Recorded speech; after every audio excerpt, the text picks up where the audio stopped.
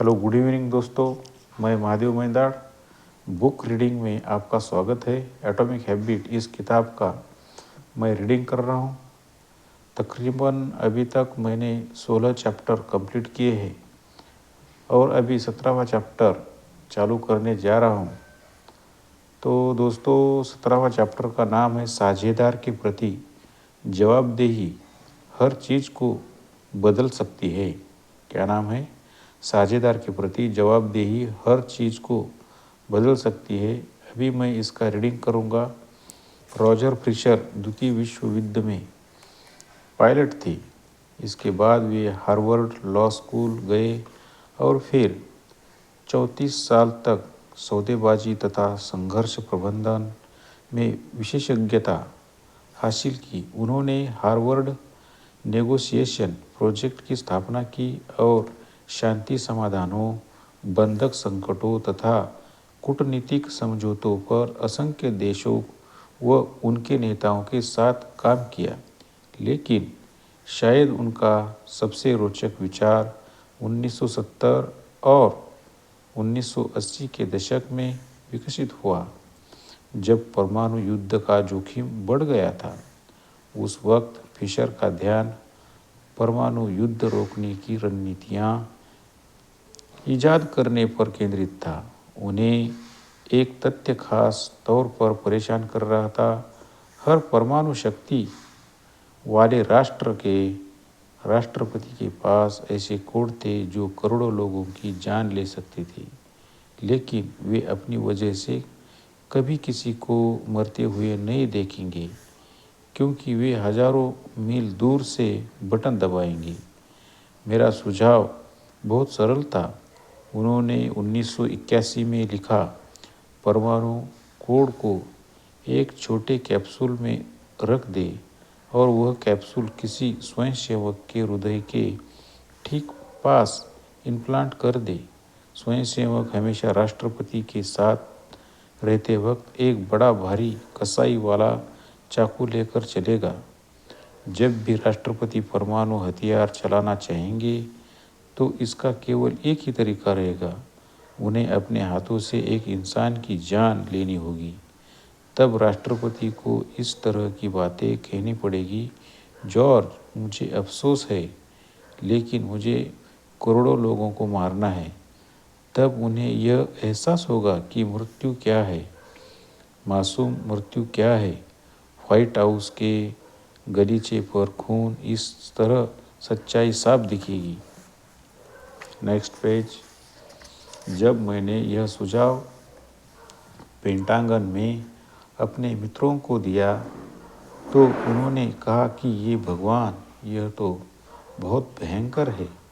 किसी को मारने की बात से राष्ट्रपति का निर्णय विकृत हो जाएगा। हो सकता है कि वे कभी हमला करने का बटन ही नहीं दबाएं। व्यवहार परिवर्तन के चौथे नियम की हमारी पूरी चर्चा में हमने बताया है कि अच्छी आदतों को तुरंत संतुष्टिदायक बनाना किसी महत्वपूर्ण होता है। फिशर का प्रस्ताव चौथे नियम का विपरीत है। इसे तुरंत असंतुष्टिदायक बनाएं। संतुष्टिदायक अंत की वजह से हम किसी अनुभव को दोहराते हैं, उसी तरह असंतुष्टिदायक अंत की वजह से हम किसी अनुभव से कतराते हैं। दर्द बहुत अच्छा शिक्षक है। अगर असफलता दर्दनाक है तो इसे सही किया जाता है। फिर से पढ़ता हूँ, अगर असफलता दर्दनाक है तो इसे सही किया जाता है। अगर असफल तुलनात्मक रूप से दर्द रहित है तो इसे नज़रअंदाज किया जाता है। कोई गलती जितनी ज़्यादा त्वरित और महंगी होती है, आप उससे उतनी ही तेज़ी से सीखेंगे। वेबसाइट पर बुरे रिव्यू की आशंका किसी प्लम्बर को अपना काम बेहतरीन तरीके से करने के लिए मजबूर करती है।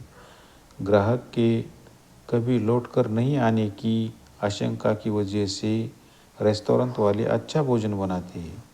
गलत नस काटने की लागत की वजह से सर्जन मानव देह संरचना में माहिर बनता है और सावधानी से ऑपरेशन करता है। जब परिणाम गंभीर होते हैं तो लोग जल्दी सीखते हैं। दर्द जितना तुरंत होता है, किसी व्यवहार के होने की उतनी ही कम संभावना होती है।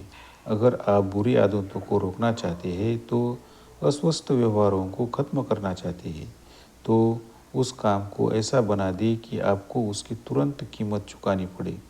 यह उसके होने की आशंका कम करने का बेहतरीन तरीका है। हम बुरी आदतों को इसलिए दोहराते हैं क्योंकि उससे हमें किसी न किसी तरह का लाभ होता है और इसी वजह से उन्हें छोड़ना मुश्किल हो जाता है। मैं इस स्थिति से उबरने का जो सर्वश्रेष्ठ तरीका जानता हूँ वह यह है कि उस व्यवहार के साथ जुड़े दंड की गति को बढ़ा दिया जाए। काम और परिणाम के बीच कोई फासला या विलंब नहीं होना चाहिए। जैसे ही काम का तुरंत परिणाम मिलने लगता है, व्यवहार बदलने लगता है। जब ग्राहकों से लेट फीस वसूल की जाती है तो वे अपने बिल समय पर चुकाने लगते हैं। जब विद्यार्थियों के ग्रेड को उपस्थिति से जोड़ दिया जाता है तो वे क्लास में आने लगते हैं। तुरंत मिलने वाले थोड़े से दर्द से बचने के लिए हम बहुत से छल्लों के बीच से कूद सकते हैं। जाहिर है इसकी एक सीमा होती है। अगर आप व्यवहार बदलने के लिए दंड का सहारा ले रहे हैं तो दंड की शक्ति उस व्यवहार की तुलनात्मक शक्ति के अनुरूप होनी चाहिए जिसे आप सही करने की कोशिश कर रहे हैं। उत्पादक बनने के लिए टालम-टोल की लागत काम की कीमत से ज़्यादा होनी चाहिए। स्वस्थ बनने के लिए आलस की ताकत फिर से पढ़ता हूँ। स्वस्थ बनने के लिए आलस की लागत व्यायाम की लागत से ज़्यादा होनी चाहिए। किसी रेस्टोरेंट में सिगरेट पीने के लिए फाइन लगाने से काम और परिणाम जुड़ जाते हैं। व्यवहार सिर्फ तभी बदलता है जब दंड पर्याप्त दर्द भरा हो और दंड हमेशा दिया जाता हो। आमतौर पर परिणाम जितना ज़्यादा निकट, मूर्त और तुरंत होता है, वह हमारे व्यक्तिगत व्यवहार को उतना ही ज़्यादा प्रभावित करता है। दूसरी ओर, परिणाम जितना ज़्यादा वैश्विक, अमूर्त, अस्पष्ट और देरी से मिलता है, वह व्यक्तिगत व्यवहार को उतना ही कम प्रभावित करता है। सौभाग्य से किसी भी बुरी आदत में त्वरित कीमत जोड़ने का एक सीधा तरीका है, आदत अनुबंध बनाए। अभी नेक्स्ट पॉइंट में पढ़ रहा हूँ दोस्तों, आदत अनुबंध। पहला सीट बेल्ट कानून 1 दिसंबर 1984 को पारित हुआ। उस वक्त अमेरिका के केवल 14% लोग सीट बेल्ट पहनते थे, लेकिन यह बदलने वाला था। 5 साल के भीतर आधे से ज़्यादा देश में सीट बेल्ट नियम लागू हो चुका था। आज 50 राज्यों में सीट बेल्ट पहनना कानून बाध्यता है। यह सिर्फ कानून की बात नहीं है, सीट बेल्ट पहनने वाले लोगों की संख्या भी बहुत ज़्यादा हो गई है। 2016 में 88% से ज़्यादा अमेरिका कार में घुसते हैं हर बार बेल्ट पहनते हैं। इस तरह हम देख सकते हैं कि सिर्फ 31 वर्षों में करोड़ों लोगों की आदत पूरी तरह से बदल गई है। नियम कानून एक उदाहरण है कि किस तरह सरकार सामाजिक अनुबंध करके हमारी आदतें बदल सकती है। समाज के रूप में हम सामूहिक रूप से निश्चित नियमों का पालन करने के लिए सहमत होते हैं और फिर समूह के रूप में उन्हें लागू करते हैं। जब भी कोई नया कानून व्यवहार पर प्रभाव डालता है, सीट बेल्ट कानून, रेस्टोरेंट के भीतर सिगरेट पर प्रतिबंध, अनिवार्य रिसाइकलिंग, तो यह हमारी आदतों को बदलने वाले सामाजिक अनुबंध का उदाहरण है। समूह एक निश्चित तरीके से काम करने के लिए सहमत होता है और अगर आप उस तरह काम नहीं करते हैं तो आपको दंड दिया जाएगा। जिस तरह सरकार अपने नागरिकों को जवाबदेह बनने के लिए कानून का इस्तेमाल करती है, उसी तरह आप भी खुद को जवाबदेह ठहराने के लिए एक आयत अनुबंध बना सकते हैं। आदत अनुबंध वह मौखिक या लिखित अनुबंध है जिसमें आप किसी खास आदत का वादा करते हैं और यह भी बताते हैं कि अगर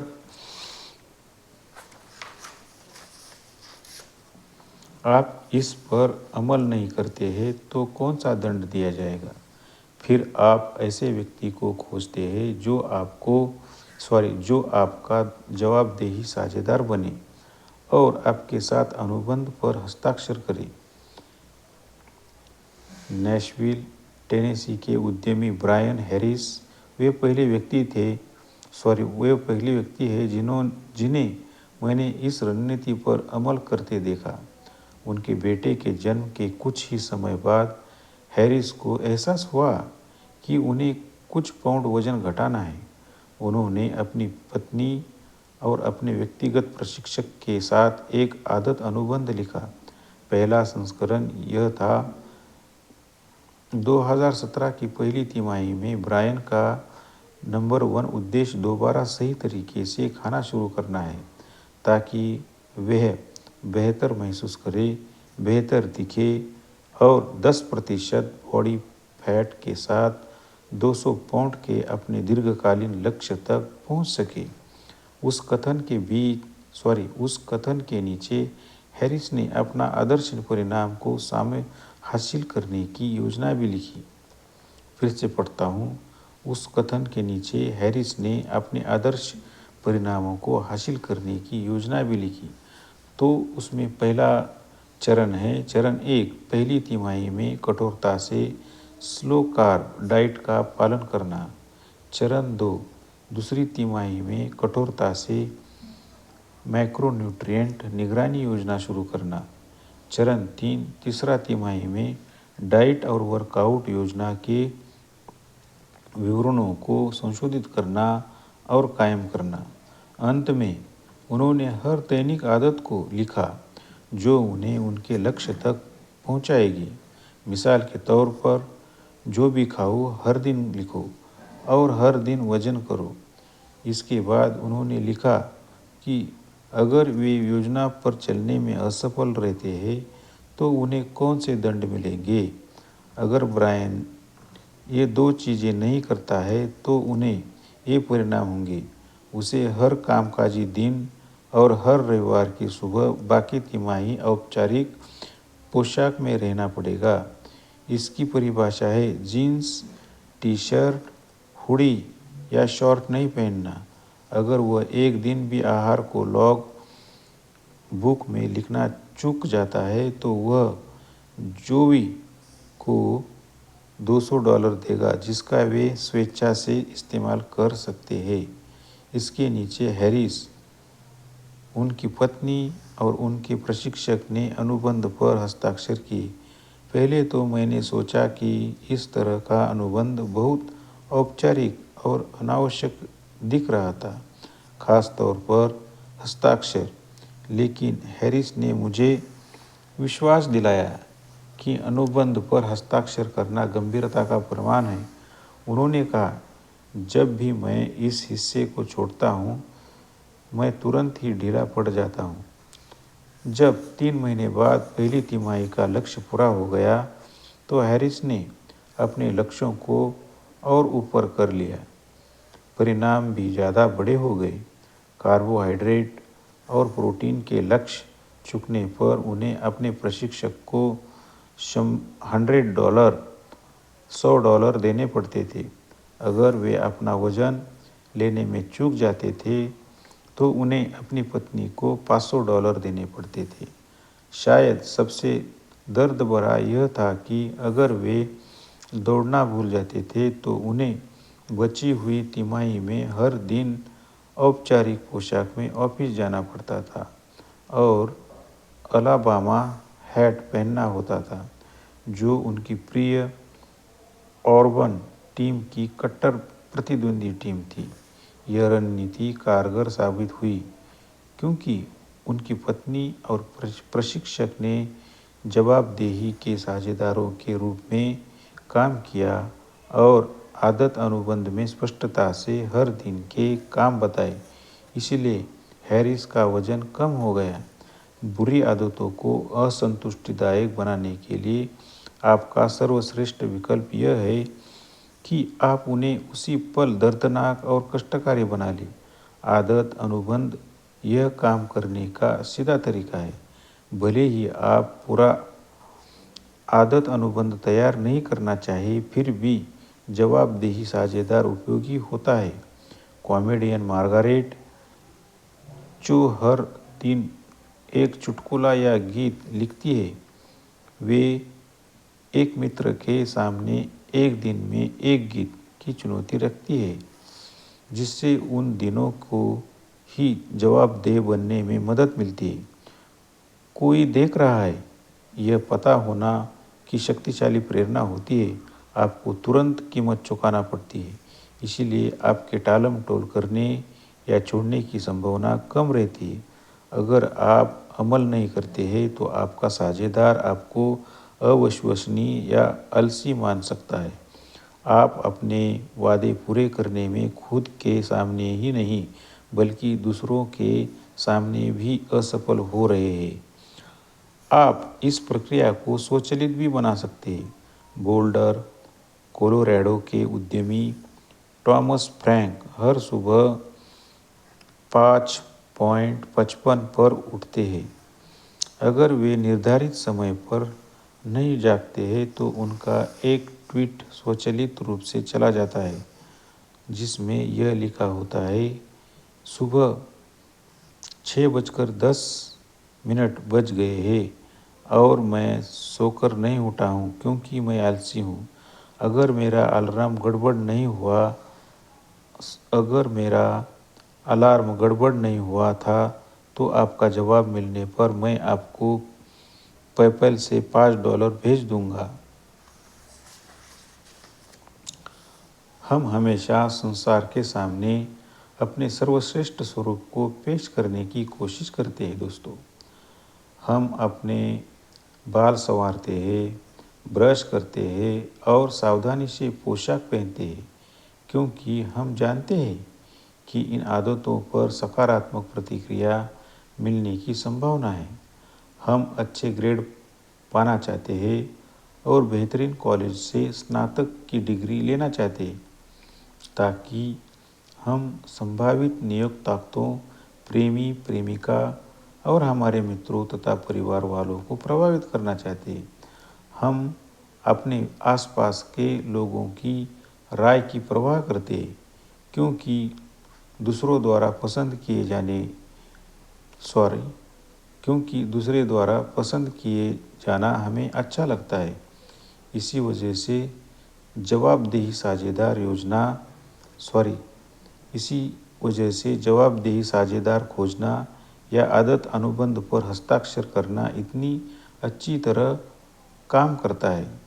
तो दोस्तों, मैंने ये जो चैप्टर है एक ही वीडियो में कंप्लीट किया है, क्योंकि ये चैप्टर काफ़ी छोटा है दोस्तों। तो मैं अभी अध्याय का सार पढ़ने जा रहा हूँ।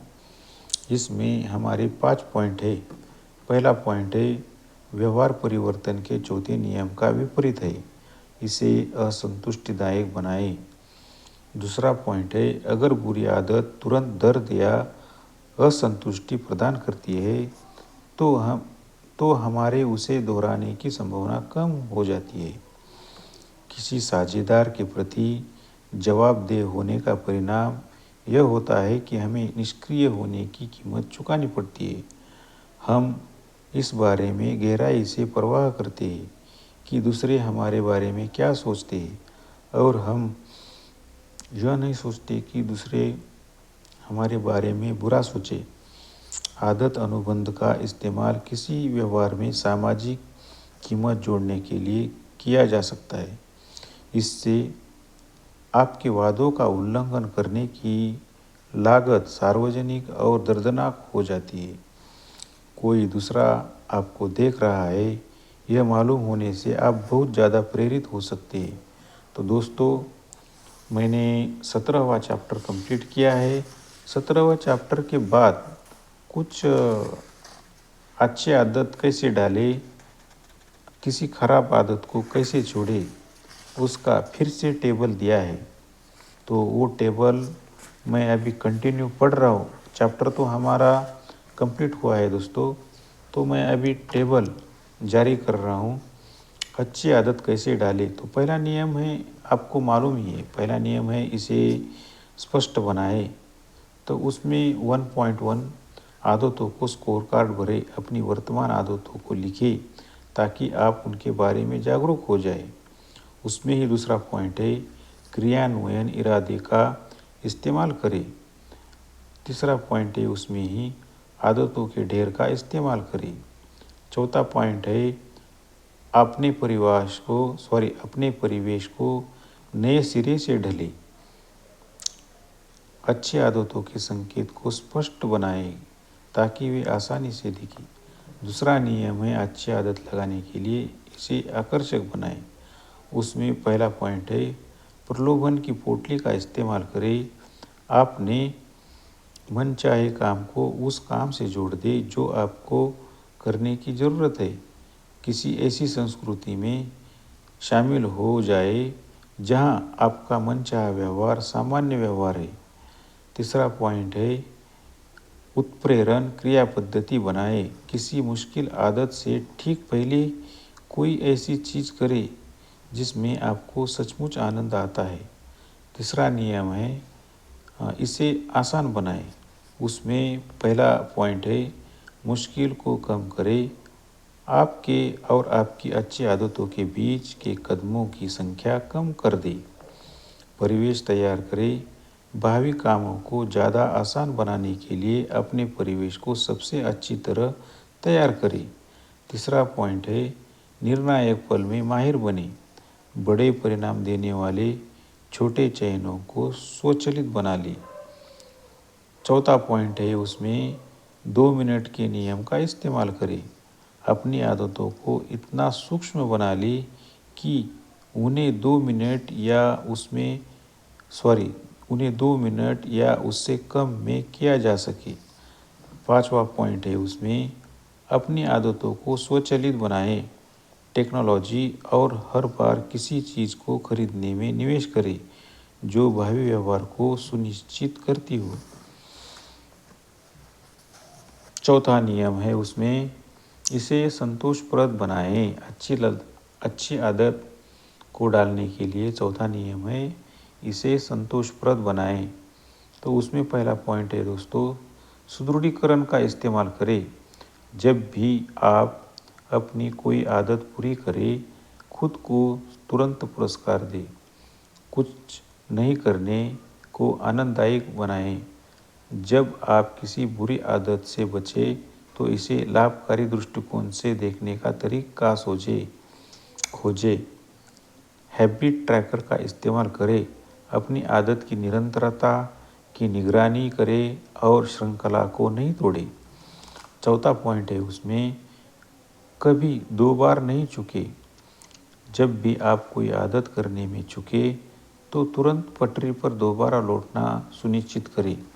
तो दोस्तों, जैसे हमने देखा अच्छी आदत कैसे डाले, तो बुरी आदत कैसे छोड़े, उसके भी 4 नियम हैं। पहला नियम है, इसे अदृश्य बनाएं।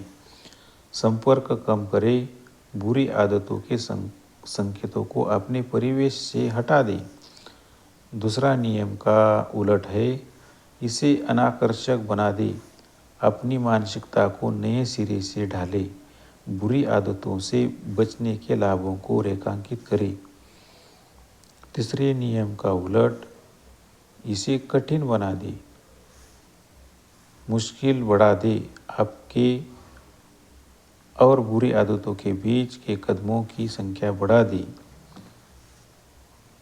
दूसरा पॉइंट है, वचनबद्धता विधि का इस्तेमाल करें। भावी चयन के लिए वही विकल्प तय करें जिनसे आपको फायदा होता है। चौथा नियम है, किसी खराब आदत को कैसे छोड़ने का। पहला पॉइंट है, उसमें इसे आकर्षक बना दे।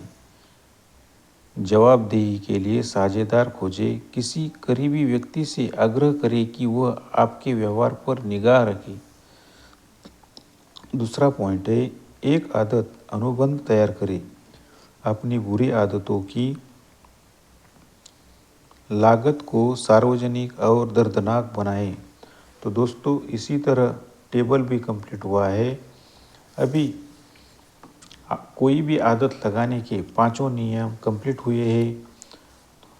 तो दोस्तों अभी किताब में क्या दिया गया है, तो अगला पार्ट जो है उन्नत रणनीतियाँ, आदत लगाने के लिए उन्नत रणनीतियाँ कैसे डालें, अच्छे से बेहतरीन तक कैसे पहुँचे, उसके बारे में हम कल के वीडियो में देखेंगे।